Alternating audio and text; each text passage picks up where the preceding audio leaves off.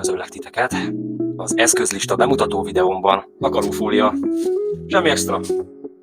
Második nagyon fontos eszköz, amit itt használok. Wow. Ezt a gyönyörű temus cuccot most raktam össze nemrég.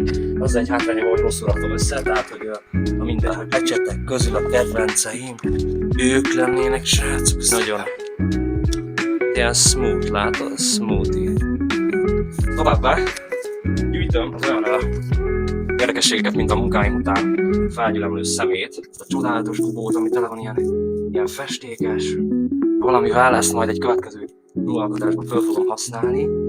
Majd jó lesz valamire alapon, amit a háttérben látható kép, őt ezzel csináltam, ezzel is van fehér vonalakat, festéklapát, én nem tudom, hogy mondják, hogy is, illetve ezeket nagyon szeretem, ezekben a különböző méretek vannak, azok a hengerek, amiket szintén ez a képhez használtam. Nagyon-nagyon egyszerű és nagyon könnyű vele dolgozni. Mindenkinek javaslom, illetve nagy kedvenceim mindenféle kötelek, mert a köteleket, hogyha így a vászon köré csavarja az ember, akkor érdekes dolgok születnek is.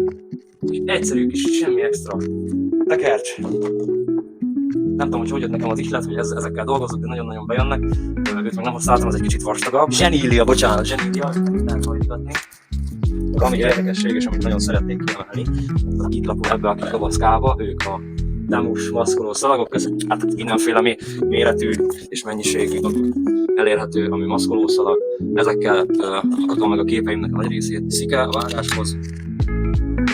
Hőlégfúvó pisztoly, gondolom át tudjátok képzelni, hogy néz ki egy ilyen pisztoly alakú valami, ami fújja a meleg levegőt, hát hihetetlen ehhez, amit nagyon szeretek, ruhaszárító kötél, azért, hogy ezt is bárhogy ragaszgathatod igazából, tekergetheted a festményeden, vagy a vászladon. Ennyi lett volna, köszönöm, hogy itt voltatok és végignéztétek a videót, szép napotok, sziasztok! Tetszett a videó, lájkolj és kövess be, ha pedig nem, akkor írd le miért. Köszönöm szépen!